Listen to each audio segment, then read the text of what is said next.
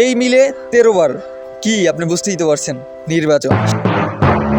স্বাধীনতার অর্ধ শতবৎসর পরেও আজকে আমাদের ঠিক কি আছে? কয়েকটি রাজনৈতিক দল আর নির্বাচন ছাড়া আমরা কি পেয়েছি? আজকের এই ভিডিওটা কোনো দল বা কোনো ব্যক্তিকে উদ্দেশ্য করে নয়, সুতরাং নিজেদের দিকে টানবেন না। তাই বুঝতে পুরো ভিডিও মনোযোগ দিয়ে দেখুন। Guys, welcome to my new another video. It's Aamir. আজ সেই দেশ পৃথিবীর শীর্ষ আয়ের দিক থেকে দ্বিতীয়, যা স্বাধীনতা অর্জন করে বাংলাদেশ স্বাধীন হওয়ার ঠিক 6 বছর আগে। জি বলছি সিঙ্গাপুরের কথা। স্বাধীনতার পর যে দেশের মানুষ ঠিক ভালোভাবে খেয়ে পুরেই বাঁচতে পারতো না, আজ সেই সিঙ্গাপুরে কি নেই? আকাশচুম্বী বড় বড় ভবন, আকর্ষণীয় পর্যটন কেন্দ্র, পরিষ্কার পরিচ্ছন্ন সবুজ এলাকা, সবই তো রয়েছে সিঙ্গাপুরে। প্রতি বছরই বিশ্বের সবচেয়ে বেশি মানুষ এই সিঙ্গাপুরেই ঘুরতে যায়, শুধু তার অপরূপ সৌন্দর্য এবং নিরাপত্তার দিক থেকে এগিয়ে থাকায়। বিশ্বের সবচেয়ে শক্তিশালী পাসপোর্টের তালিকায় সিঙ্গাপুরই কিন্তু 1 নম্বরে। এদেশের নাগরিককে 190টির অধিক দেশে ভিসা ছাড়াই ঘুরতে পারে, যেখানে আমরা বাংলাদেশিরা 40টা দেশেও ভিসা ছাড়া ঘুরতে পারি না। আপনারা হয়তো ভাবছেন আমি কেন এত সিঙ্গাপুরকে নিয়ে বলছি বা বাংলাদেশের সাথে তুলনায় বা কেন করলাম। কারণ এই যে সিঙ্গাপুর স্বাধীন হওয়ার ঠিক 6 বছরের মাথায় বাংলাদেশ স্বাধীন হয়।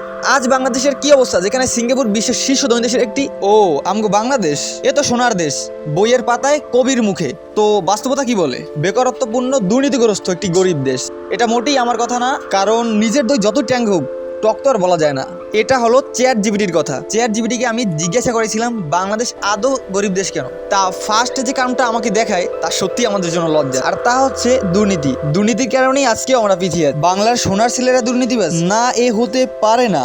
কবি সুকুমার রায় বলেছিলেন, আমাদের দেশে সেই ছেলে হবে কবে, কথায় না বড় হয়ে কাজে বড় হবে। সেখানে সামান্য একটু পরিবর্তন করতে হবে।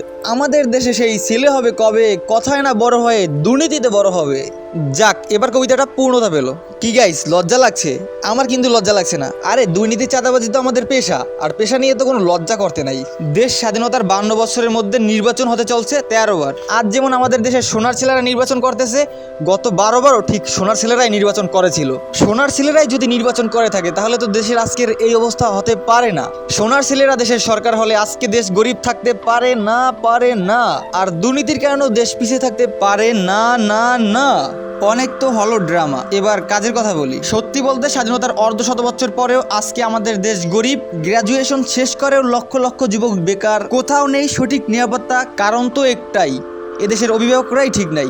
নির্বাচনের আগে এদেশের জনগণকে তারা মাথায় তুলে রাখলেও নির্বাচনের পরে তারা ক্ষমতার চেয়ারে বসার পর তাদেরকে চিনতেই যেন নারাজ। তখন তাদের সাথে আর দেশ বা দেশের মানুষকে ঠিক যায় না। তাই তারা ডিজার্ভ করে আমেরিকা ইউরোপের মতো কান্ট্রি, যেখানে তাদের হাতেই দেশ তুলে দেওয়া হয়েছিল আমেরিকা বা ইউরোপের মতোই দেশকে উন্নতশীল করার জন্য। কেউ কখনোই বলতে পারবে না এতবার জাতীয় সংসদ নির্বাচন হয়েছে, এর মধ্যে এই নির্বাচনে শতভাগ ভোটাররা ভোট দিয়েছিল।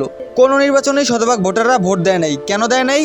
কারণ একটাই, বাঙালি ঠকতে ঠকতে বুঝে গেছে যে ক্ষমতায় যেই আসুক না কেন আমাদের কোনো লাভ হবে না, দেশের উন্নতি হবে না, দুর্নীতি তারা করবেই, বাংলাদেশ গরিবই থাকবে। তাই সাধারণ জনগণের মনের মধ্যে নির্বাচন নিয়ে কোনো আনন্দ কাজ করে না। জনগণ তখনই আনন্দের সাথে ভোট দিতে যাবে যখন বুঝবে এমন একজনকে পেয়েছি যার হাতে দেশ নিরাপদ, তিনি দুর্নীতিমুক্ত, তিনি এদেশে পরিবর্তন আনতে পারবেন। কিন্তু এমন একজন কি আদৌ আসবে তা তো আমি জানি না। আপনারা কি জানেন? জানলে কমেন্টে জানান।